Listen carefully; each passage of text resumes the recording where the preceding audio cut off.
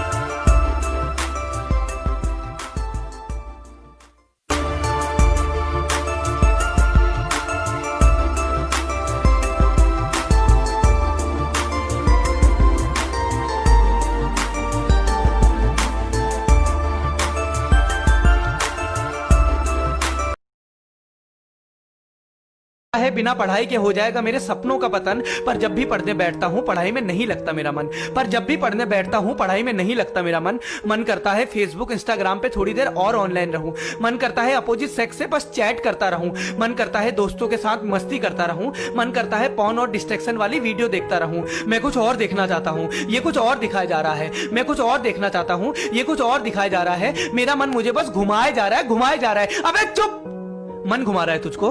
अबे क्यों धोखा दे रहा है खुद को? तुझे पता भी है कौन है तू? ये मन, ये विचार, ये डिस्ट्रैक्शन तुझे हिला भी नहीं सकते। अरे बाप है तू सबका, तूने पैदा किया है इनको। तू बस आंख दिखा दे, तेरे मन का मूत निकल जाएगा। बस तेरा ध्यान ही नहीं है तेरे खुद के ऊपर। और अगर यकीन आए ना तो अगली बार जब तेरा मन तुझे डिस्ट्रैक्ट करने की कोशिश करे तो अपनी पूरी एनर्जी के साथ उसे बोलना, मुझे मेरे लक्ष्य से हिला दे, ये तेरी नहीं औकात है। मुझे मेरे लक्ष्य से हिला दे, ये तेरी नहीं औकात है। ध्यान से देख, बाप हूं मैं तेरा और तू मेरी।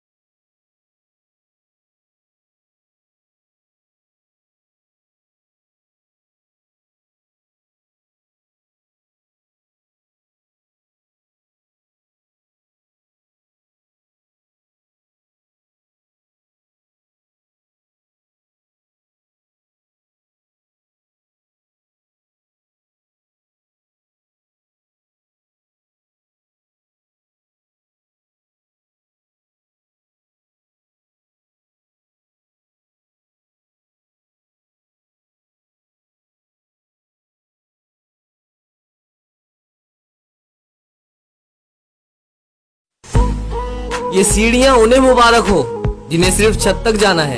मेरी मंजिल तो आसमान है, मुझे अपना रास्ता खुद बनाना है। सोचने से कहाँ मिलते हैं तमन्नाओं के शहर, चलना भी जरूरी है मंजिल को पाने के लिए। तालीमें नहीं दी जाती परिंदों को उड़ानों की, वह खुद तय करते हैं ऊंचाइयां आसमानों की।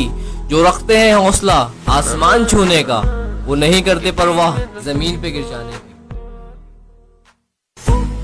ये सीढ़ियां उन्हें मुबारक हो जिन्हें सिर्फ छत तक जाना है। मेरी मंजिल तो आसमान है, मुझे अपना रास्ता खुद बनाना है। सोचने से कहाँ मिलते हैं तमन्नाओं के शहर, चलना भी जरूरी है मंजिल को पाने के लिए। तालीमें नहीं दी जाती परिंदों को उड़ानों की, वह खुद तय करते हैं ऊंचाइयां आसमानों की। जो रखते हैं हौसला आसमान छूने का। ये पेन तुम्हारी तलवार है और पेपर तुम्हारा दुश्मन। ये आंसर शीट तुम्हारा जंग का मैदान है। तुम्हारे पेन को पेपर से लड़ने के लिए एक सेकंड भी मत रोकना। आंसर शीट्स के जंग के मैदान में रंग भरते रहना। जब तुम्हें लगे कि कोई क्वेश्चन नहीं आ रहा तो उस पर टाइम वेस्ट मत करना। उसको बोलना, तुझे तो मैं थोड़ी देर बाद देखूंगा। हर एक क्वेश्चन को एक एक चैलेंज समझना। इस चीज की फिक्र मत करना कि तुम्हें कौन सा क्वेश्चन आ रहा है कौन सा नहीं आ रहा। ये पेन तुम्हारी तलवार है और पेपर तुम्हारा दुश्मन। ये आंसर शीट तुम्हारा जंग का मैदान है। तुम्हारे पेन को पेपर से लड़ने के लिए एक सेकंड भी मत रोकना। आंसर शीट्स के जंग के मैदान में रंग भरते रहना। जब तुम्हें लगे कि कोई क्वेश्चन नहीं आ रहा तो उस पर टाइम वेस्ट मत करना। उसको बोलना, तुझे तो मैं थोड़ी देर बाद देखूंगा। हर एक क्वेश्चन को एक एक चैलेंज समझना। इस चीज की फिक्र मत करना। इंतजार मत करो, अपने हिस्से की सफलता अपनी मेहनत से प्राप्त करो। अपने बीते हुए उस वक्त को भूल जाओ जो तुम्हें तकलीफ देता है, पर वो मत भूलो कि उस बुरे वक्त ने तुम्हें क्या सिखाया। इंसान तब समझदार नहीं होता जब वो बड़ी बड़ी बातें करने लगता है, बल्कि वह तब समझदार होता है जब वह छोटी छोटी बातों को समझने लगता है। जब भी आलस आए इस बात को याद रखना, आलसी इंसान का ना तो वर्तमान होता है और ना ही भविष्य होता है। जिंदगी में टेंशन ही टेंशन है, फिर भी इन लबों पर मुस्कान है, क्योंकि जीना जब हर हाल में है तो मुस्कुरा के जीने में क्या नुकसान है। इंतजार मत करो, अपने हिस्से की सफलता अपनी मेहनत से प्राप्त करो। अपने बीते हुए उस वक्त को भूल जाओ जो तुम्हें तकलीफ देता है, पर वो मत भूलो कि उस बुरे वक्त ने तुम्हें क्या सिखाया। इंसान तब समझदार नहीं होता जब वो बड़ी बड़ी बातें। आप क्या किए लॉकडाउन में? सिर्फ ये सोचकर पार कर दिया कि आज से पढ़ाई करूंगा, कल से पढ़ाई करूंगा, परसों से पढ़ाई करूंगा। और कुछ महान स्टूडेंट्स के लिए तो ताली बजनी चाहिए जिन्होंने इस सोच में लॉकडाउन गुजार दिया कि जब तक स्कूल कॉलेज नहीं खुल जाता मैं तो पढ़ाई ही नहीं करूंगा।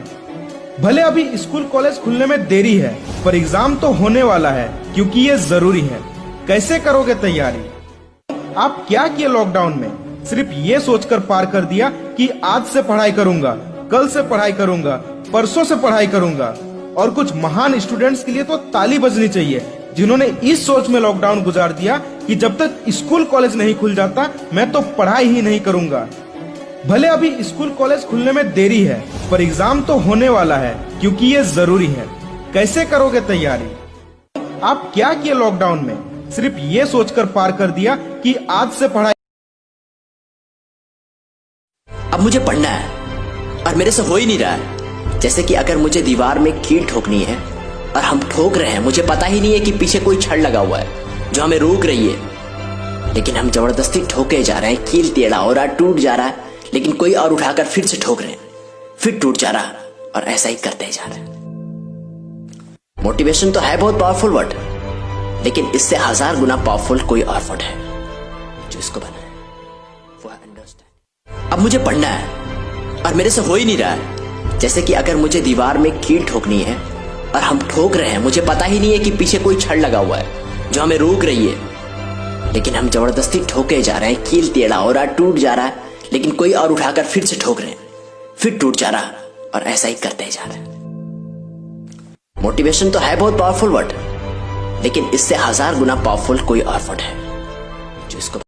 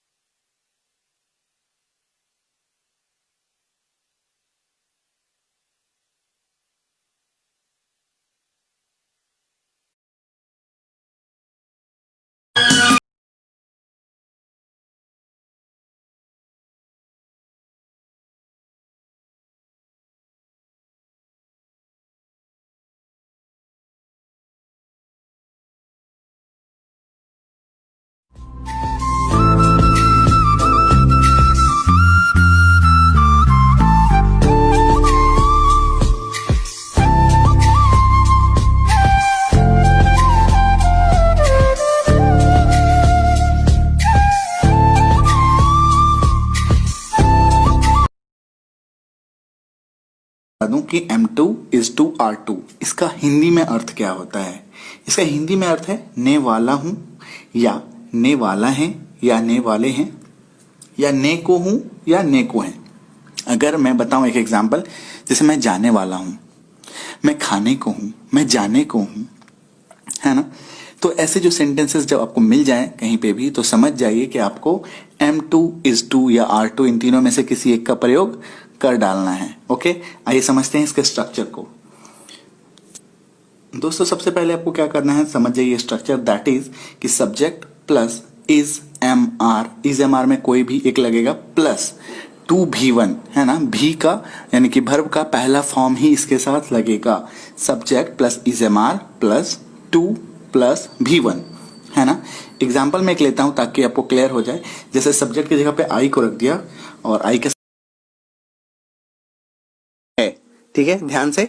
और एक बात याद क्या रखनी है आपको, हो सकता है या करता था, या करती थी, या करते थे भी हो सकता है, तो भी आपको यूज टू का ही प्रयोग करना है। ध्यान से समझना है, आ करता था, आ करती थी, आ करते थे, या करता था, या करती थी, या करते थे, तो आपको यूज टू का प्रयोग कर डालना है। ठीक है, आइए हम लोग समझते हैं कैसे करेंगे इसको। जैसे कि मैं वहां जाया करता था, ये देखिए या करता था, मैं वहां जाया करता था। जब मैं बच्चा था ना, तब मैं वहां रोज जाया करता था, है ना, ऐसे हम लोग बोलते हैं।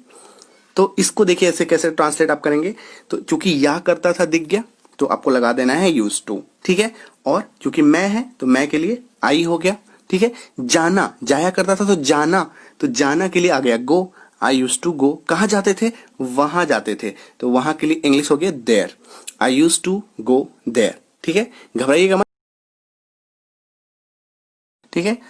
तो क्या रहा था, क्या रहे थे, क्या रही थी अगर दिख जाए तो क्या करना है, वाक्य देखिए, क्या मैं खा रहा था, क्या रहा था, है ना, क्या रहा था, तो क्या करना है, was I eating, was I eating. Clear है।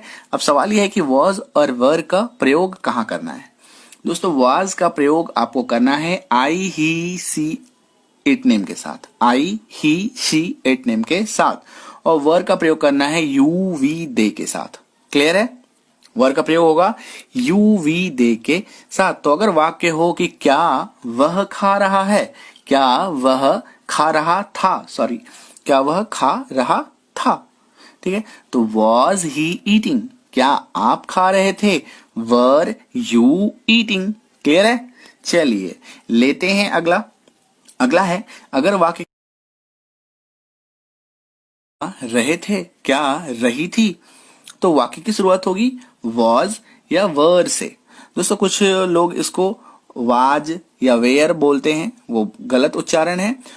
वो एक्चुअली बचपन में हम लोग सीखते थे, कभी कभार यूज कर लेते थे, बट इसकी जो रियल जो उच्चारण है, एग्जैक्ट जो प्रोनाउंसिएशन है, वो ये है वॉज, और इसको वर, वर वधु वाला जो वर बोलते हैं ना, वही वर, वर आसान शब्दों में उसको आप सीख लीजिए, वर, ठीक है। तो क्या रहा था, क्या रहे थे, क्या रही थी अगर दिख जाए तो क्या करना है, वाक्य देखिए, क्या मैं खा रहा था, क्या रहा था, है ना, क्या रहा था, तो क्या करना है, was I eating, was I eating. Clear है। अब सवाल यह है कि वॉज और वर का प्रयोग कहां करना है। दोस्तों वॉज का प्रयोग आपको करना है आई ही सी इट नेम के साथ, आई ही शी इट नेम के साथ, और वर का तो वाक्य की शुरुआत होगी एम इज आर से, ठीक है। कहां एम लगना है, कहां इज लगना है, कहां आर लगना है वो सीखेंगे, बट पहले हम लोग सीखते हैं वाक्य को। क्या मैं खा रहा हूं, वाक्य क्या है, क्या रहा हूं, क्या रहा हूं, क्या रहे हैं, क्या रहे हो, ऐसा कुछ दिख जाए तो अंग्रेजी होगी एम आई ईटिंग। वाक्य की शुरुआत किससे हो रही है, एम से, A M, am I eating, not am I eating, है ना। क्या मैं खा रहा हूं। अब यहाँ पे हो क्या तुम खा रहे हो, तो क्या होगी, देखिए दोस्तों एम जो है वो लगेगा आई के साथ, यू वी दे के साथ आर लगने जा रहा है, ही सी इट नेम के साथ इज लगेगा। क्लियर है। आई के साथ एम, यू वी दे के साथ are, he she it name के साथ इज।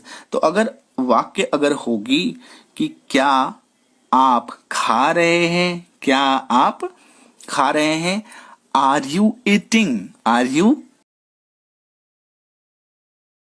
अगर आपको वाक्य के अंत में दिख जाए क्या ऊंगा, क्या एंगे, क्या ओगे, है ना? क्या दिखना है? क्या ऊंगा, क्या एंगे, क्या ओगे। तो वाक्य की शुरुआत होगी विल से, वाक्य की शुरुआत होगी विल से। चलिए देखते हैं एग्जाम्पल में। क्या मैं खाऊंगा, क्या मैं खाऊंगा। तो वाक्य देखिए, क्या ऊंगा, क्या ऊंगा, क्या एंगे, क्या ओगे, है ना? तो वाक्य की शुरुआत होगी विल से, विल आई ईट। क्या आप, क्या आप, क्या आप खाओगे, ओगे, विल यू ईट। क्या हम लोग खाएंगे, एंगे, विल वी ईट। क्लियर है? तो अगर ऐसा दिख जाए तो आपको विल का प्रयोग कर डालना है। अब अगेन से हम लोग देख लेते हैं कि कहां कहां पे आप कर सकते हैं। बिंदास आप किसी के साथ भी विल का प्रयोग कर सकते हैं, आई के साथ, यू के साथ, वी के साथ, दे के साथ, ही के साथ, शी।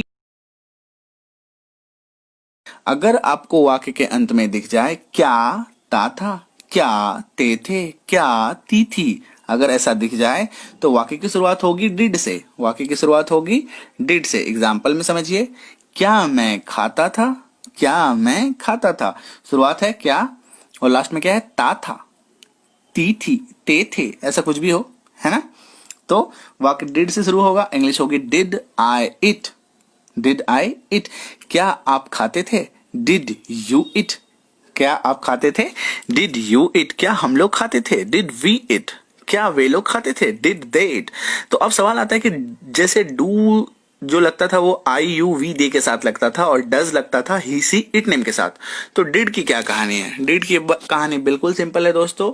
डिड आप किसी के भी साथ प्रयोग कर सकते हैं, कोई रूल नहीं डिड का। आई के साथ, यू के साथ, वी के साथ, दी के साथ, दे के साथ, ही के साथ। डू का प्रयोग आपको करना है सिर्फ और सिर्फ आई के साथ अर्थात मैं के साथ, यू या तुम आपके साथ, वी यानी हम लोग या हम के साथ, दे यानी वे लोग या वे के साथ। क्लियर है? तो अब सवाल आता है कि ही सी इट नेम के साथ क्या यूज करेंगे दोस्तों? ही सी इट नेम के साथ आप डज का प्रयोग करेंगे। क्लियर है? ही का मतलब वह पुरुष के लिए, सी का मतलब भी वह स्त्री के लिए, इट का मतलब यह, और नाम में कोई भी नाम आ सकता है, वो पुरुष का भी हो सकता है, स्त्री का भी हो सकता है। क्लियर है? तो वाक्य में देख लेते हैं।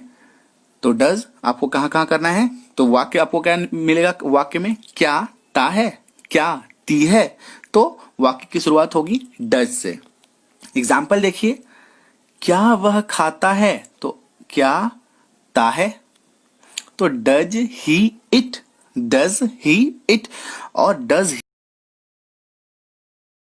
हेल्पिंग वर्ब का कॉन्सेप्ट और कैसे इसके हेल्प से हम लोग किसी भी वाक्य को अंग्रेजी में अनुवाद कर पाएंगे।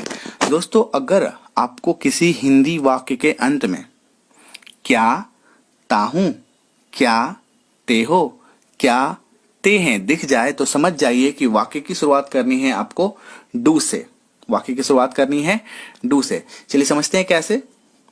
देखिए अगर आपको कोई वाक्य मिले जिसमें आ जाए क्या मैं खाता हूं, ध्यान से देखिए शुरू में क्या है, क्या ताहूं, क्या ताहूं, तो शुरुआत होगी वाक्य की डू से, डू आई ईट, क्या मैं खाता हूं। ठीक है? अब यहां पे कुछ भी हो सकता है, क्या आप खाते हो, क्या आप खाते हो, तो इंग्लिश क्या हो जाएगी, डू यू इट। क्या हम लोग खाते हैं, डू वी इट। क्या वे लोग खाते हैं, डू दे इट। क्लियर है? तो चलिए अगर कहीं पे आपको वॉज या वर दिख जाए, देखिए ये वर, इसका प्रोनाउंसिएशन वेयर नहीं करते, है ना, वर, तो वॉज और वर दिख जाए तो समझ जाइए कि वहां पे हिंदी के लास्ट में आपको था, थे, थी कुछ ना कुछ मिल जाएगा, तीनों में से एक मिल जाएगा। क्यों? क्योंकि ये निर्भर करता है था, थे, थी, क्योंकि वो पुल्लिंग है, स्त्रीलिंग है, या एक वचन है, बहुवचन है, तो उस पर निर्भर करेगा। तो था, थे, थी में से कोई एक मीनिंग होगा। एग्जाम्पल से समझते हैं माय फ्रेंड, जैसे कि सी वॉज राइटिंग, वॉज दिख गया तो थी आ गया, चूंकि वो सी जो है वो लड़की है, स्त्रीलिंग शब्द है, तो वह लिख रही थी। अगर यहीं पे हो जाता ही वॉज राइटिंग, तो हो जाता वह लिख रहा था। ओके, चलिए वर के लिए समझते हैं। वी वर डांसिंग, हम नाच रहे थे, हम नाच रहे थे, वी वर डांसिंग। क्लियर है माय फ्रेंड? अगर वर दिख जाए तो लास्ट में थे दिख जाएगा। हैड का मतलब होता है पास था, दे हैड अ पेट, पेट मतलब कोई पालतू जानवर, है ना, तो हैड अगर है तो क्या आ जाएगा लास्ट में, पास था, उसके पास एक पालतू जानवर था। कहते हैं ना, इनके घर में बहुत पहले ना एक पालतू सा कुत्ता रहता था, एक टॉमी था, कोई कुछ भी एक नाम का हो सकता है ना, तो हम लोग ऐसा बोलते हैं इनके पास था। आई हैड अ कार, मेरे पास एक कार था। ठीक है, तो जब हैड को आप हेल्पिंग वर्ब की तरह से यूज करेंगे तब कोई मीनिंग नहीं आएगा, लेकिन हैड को जब आप मेन वर्ब की तरह से यूज करेंगे तब पास है, पास था, यानी पास है तो चला जाएगा हैज हैव के पास, और हैड होगा तो पास था हो जाएगा। क्लियर है? चलिए हैड को देख लेते हैं हेल्पिंग वर्ब की तरह से कैसे यूज होता है। They had studied, had studied है ना, वे पढ़ाई कर चुके थे या उन लोगों ने पढ़ाई कर लिया था, है ना, ये हेल्पिंग वर्ब की तरह से, यहां पे कोई मीनिंग नहीं होता। क्लियर है? ये मैं सिर्फ और सिर्फ आपको इसलिए बता रहा हूं ताकि आप कंफ्यूज ना हो, ऑल्दो आप इसको यूज कीजिए फ्रेंड। चलिए समझते हैं कुड को, बहुत लोगों को इसमें डाउट होता है। कुड का मतलब क्या होता है ये देखिए, हिंदी के लास्ट में आपको कुड में दिख जाएगा सका, सकी, सके, सकता था, सकती थी, सकते थे। इन 6 में से कुछ भी आपको एक यूज कर डालना है। जैसे कि एग्जाम्पल मैं दूंगा, आपको क्लियर हो जाएगा। आई कुड डू इट, मैं यह कर सकता था, कुड दिख गया तो लास्ट में क्या आ गया, सकता था, I could do it. Clear है? अब अगर इसकी सका, सकी, सके कब आएगा, जैसे कि I could not come to the class, मैं क्लास नहीं आ सका, मैं class, I could not come, मैं नहीं आ सका, मैं को वाक्य में, इंग्लिश वाक्य में कैन या मे में कुछ भी दिख जाए तो समझ जाइए कि लास्ट में सकता है, सकती है या सकते आ सकते हैं, है ना। तो आखिर डिफरेंस क्या है इन दोनों में, अगर दोनों का मीनिंग एक ही है तो एग्जाम्पल से समझते हैं। जैसे कि अगर मैं कैन के एग्जाम्पल लूं, यू कैन लर्न इंग्लिश, आप अंग्रेजी सीख सकते हैं। कैन जो है माय फ्रेंड वो योग्यता दिखाता है, क्षमता दिखाता है, एबिलिटी को शो करता है। जैसे आप अंग्रेजी सीख सकते हैं तो ये क्षमता है ना, ये आपकी एबिलिटी है, ये आपकी योग्यता है ना, तो आप अंग्रेजी सीख सकते हैं। मे में क्या प्रॉब्लम है, मे जो है मीनिंग तो वही रहेगा, सकता है, सकती है, सकते हैं, सकता हूं, है ना। मे में क्या ये इशू है, मे आई कम इन सर, ये ना बहुत ही पोलाइट होता है, रिक्वेस्ट होता है, क्या मैं अंदर आ सकता हूं सर, बहुत ही रिक्वेस्ट के साथ ऑफिशियल यूज करते हैं, फॉर्मल यूज होता है मे का, है ना। May God bless you, may you live long, है ना। तो इस तरीके से इसको यूज करते हैं। मे मतलब चलिए नेक्स्ट इज बाय, बाय का मतलब द्वारा, तक, से। देखिए छोटा छोटा यूज और मीनिंग बहुत होता है, ठीक है, वो आप सीखते सीखते सीखेंगे, मैं बार बार कह रहा हूं, है ना। चलिए तो बाय का देखिए कैसे हम लोग यूज कर सकते हैं। आई विल गो, मैं जाऊंगा, कैसे जाऊंगा, बाय कार, मैं कार से जाऊंगा। अब देखिए यहाँ पे क्या सेंस क्या है समझिए, बाय का मतलब जब भी होता है ना वो द्वारा ही सेंस होता है। बाय का जो मतलब है बेसिक मतलब वो द्वारा है। जैसे मैं कार के द्वारा जाऊंगा, लेकिन आप बोलते नहीं है कि मैं कार के द्वारा जाऊंगा, क्या बोलते हैं, मैं कार से जाऊंगा, बट मीनिंग क्या है, कार के द्वारा जाऊंगा, है ना। मैं ट्रेन से जाऊंगा तो मैं ट्रेन के द्वारा जाऊंगा, है ना। तो सेंस क्या है, द्वारा, लेकिन मतलब क्या बोल हिंदी में क्या होता है, से, है ना। लेते हैं अगला, अगला है सो। सो का देखिए कितना सारा मतलब है, इसलिए, अतः, ऐसा, बहुत, इतना, इस प्रकार, ताकि, ये इतने सारे मतलब है। मतलब आपको सारा जितना भी मीनिंग है वो ध्यान में रखना है, ठीक है। तो चलिए अब धीरे धीरे सीखते चलेंगे। तो सो को देखिए आप कैसे यूज कर सकते हैं। सो आई डिड नॉट कंप्लीट, ये देखिए आधा सेंटेंस है। सो मतलब इसके पहले भी कुछ सेंटेंस यहां पे रहा है। सो आई डिड नॉट कंप्लीट, इसलिए मैंने पूरा नहीं किया, इसलिए मैंने पूरा नहीं किया। अब देखिए सो का मैं आपको और एक एग्जांपल बताता हूं। जैसे कि आपने सुना होगा see so cute, says so cute, वो बहुत क्यूट है। सी सो ब्यूटीफुल, वो बहुत सुंदर है। सी सो टायर्ड, वो बहुत थकी हुई है ना। तो ऐसे करके आप इसको बहुत सारा यूज कर सकते हैं माय फ्रेंड। क्लियर है? तो यहां पे मैंने एक एग्जांपल देखा, एनडीआर, अंडर का मतलब क्या होता है, के अंतर्गत, अधीन, नीचे या कम, ठीक है। तो ये देखिए बहुत सारे यूजेज हैं, ये सारा एक नहीं है, अलग अलग चीज है, थोड़ा थोड़ा, है ना। तो अंडर के बहुत सारे यूज हैं, आप आने वाले वीडियोस में धीरे धीरे सीखेंगे। फिलहाल हम लोग जो बेसिक यूज है उसको सीख रहे हैं। तो चलिए एक सेंटेंस लेते हैं। They sat under a tree, they sat under a tree, वे एक पेड़ के नीचे बैठ गए, वे एक पेड़ के नीचे बैठ गए, नीचे, है ना। एक यूज मैंने आपको दिखाया। अब देखिए कहते हैं ना वो मेरे अंडर काम करता है, कहते हैं हम लोग, सुनने होगा आपने बहुतों के मुंह से कि वह मेरे अंडर काम करता है, मतलब वो मेरे अधीन काम करता है, वह मेरे अंतर्गत काम करता है, वह मेरे से नीचे काम करता है। तो इस तरीके से आप इसको यूज कर सकते हैं। He is under me, he is under मी, वह मेरे नीचे है, दिस। तो यहाँ पे क्या आपने एक यूज देखा, दे सेट अंडर अ ट्री, वो एक पेड़ के नीचे बैठ गया। तो अंडर का मतलब के अंतर्गत, अधीन, नीचे, कम, ऐसे। क्लियर है? लेते हैं अगला connector, that is but. But के चार मतलब, चारों एक ही है ना? परंतु, किंतु, मगर, लेकिन, जो भी आप प्रयोग करना चाहें बिंदास कीजिए, है ना? जो भी सेंटेंस का भाव आए उस पर डिपेंड करता है। चलिए देखते हैं। ही ट्राइड, उसने कोशिश की, बट फेल्ड, परंतु असफल रहा। उसने कोशिश की लेकिन असफल रहा। उसने कोशिश की किंतु असफल रहा। उसने कोशिश की मगर असफल रहा। एक ही चीज है ना? बट जो भी सेंटेंस का भाव आए, जो बोलने की इच्छा हो, उसको उसी तरीके से आपको इसको यूज करना है। He tried. बाद के लिए इंग्लिश होगी आफ्टर। बाद की इंग्लिश क्या होगी? आफ्टर। उपयोग देख लेते हैं, जैसे लंच के बाद, लंच के बाद मैं आऊंगा, after lunch I will go, है ना? लंच के बाद मैं जाऊंगा, तो after lunch I will go. अगर आऊंगा होगा तो after lunch I will come, है ना? तो दोनों ही तरीके से आप इसका, किसी भी तरीके से आप इसका इस्तेमाल कर सकते हैं, लेकिन जब भी वाक्य में आ जाए बाद, तो इस्तेमाल क्या करना है? आफ्टर। क्लियर है? तो यहां पे कहीं सर आफ्टर का मतलब बाद भी होता है या के बाद भी होता है ना? क्या होता है? के बाद और बाद एक ही चीज है दोनों। ठीक है? तो दोस्तों ये थे साइट वर्ड का एक पहला चरण। दोस्तों साइट वर्ड में ऐसे बहुत सारे शब्द हैं जिसको हम लोग सीखेंगे, और यह पूरे स्तर में होता है, लेवल पे होता है। जैसे level 1, level 2, level 3, level 4, level 6 तक की इसकी स्टडी है। और अभी हम लोग लेवल 1 में है। लेवल 1 में लगभग 1000 वर्ड होते हैं।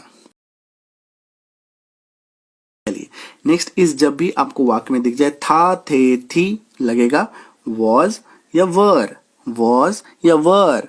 क्लियर है? आइए देखते हैं कहां लगाना है वॉज। वॉज लगाना है ही, सी, इट नेम के साथ। आई, ही, सी, इट नेम के साथ। क्लियर है? याद रखना है आई, ही, सी, इट नेम। तो वह जा रहा था, ही वॉज गोइंग। वह जा रहा था, ही वॉज गोइंग। और वर का प्रयोग करेंगे यू, वी, दे के साथ। वे लोग जा रहे थे या वे जा रहे थे, they were going, they were going. Clear है माय फ्रेंड?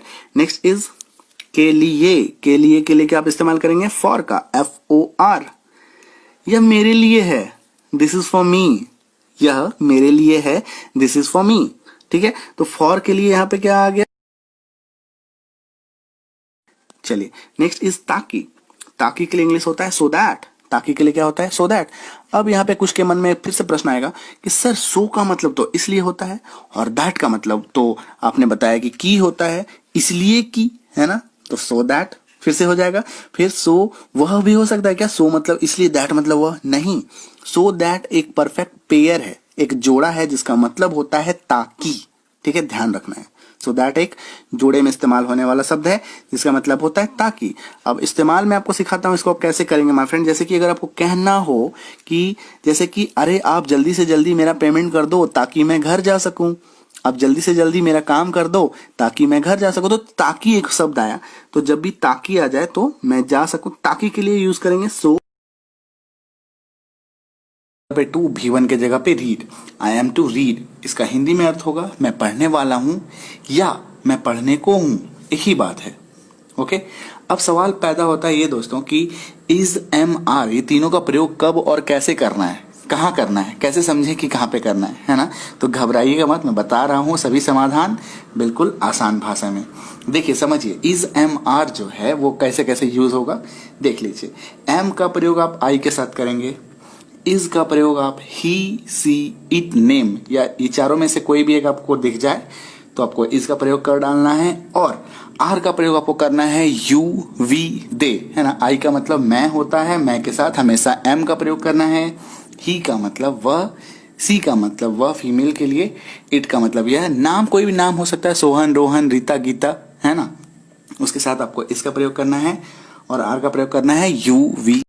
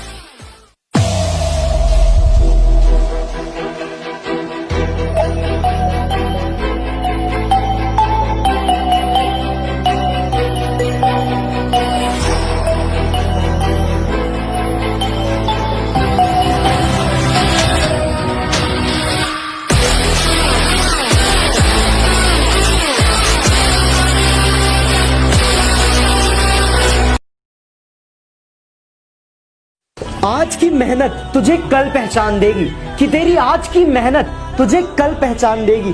हर वो लंबी रात जो तूने मेहनत करके बिताई है, वो तुझे कल जरूर उसका इनाम देगी। आज की मेहनत तुझे कल पहचान देगी, कि तेरी आज की मेहनत तुझे कल पहचान देगी। हर वो लंबी रात जो तूने मेहनत करके बिताई है, वो तुझे कल जरूर उसका इनाम देगी।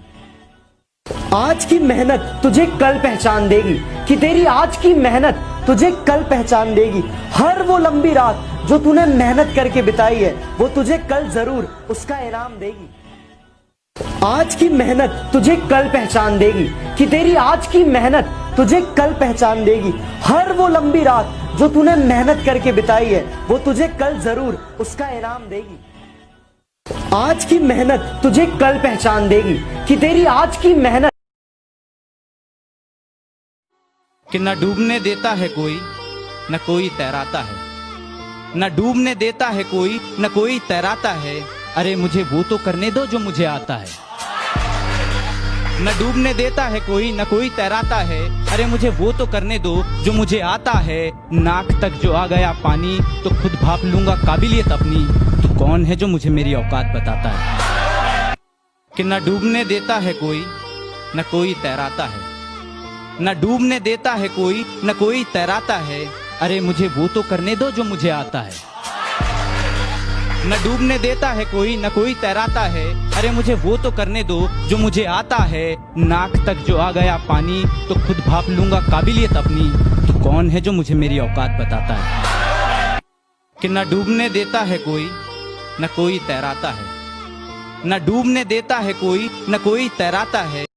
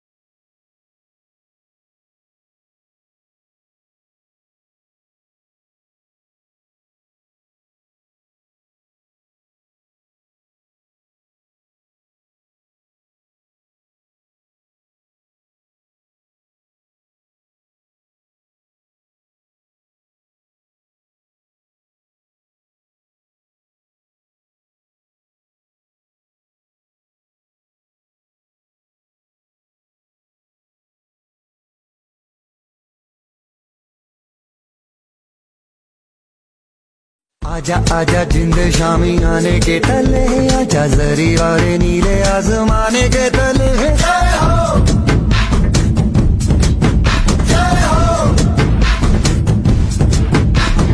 आजा आजा जिंद शामी आने के तले, आजा जरी वाले नीले आसमाने के तले।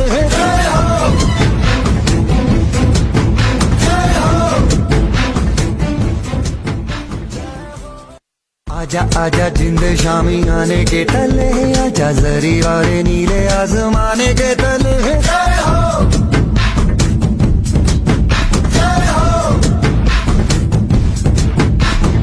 आजा आजा जिंद शामी आने के तले, आजा जरी वाले नीले आसमाने के तले।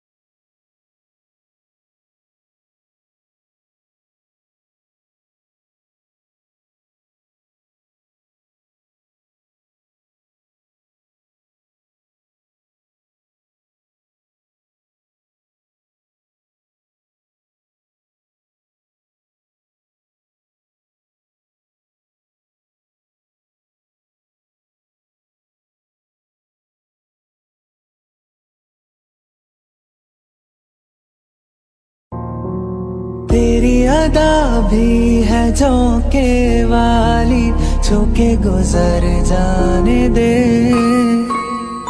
तेरी लचक है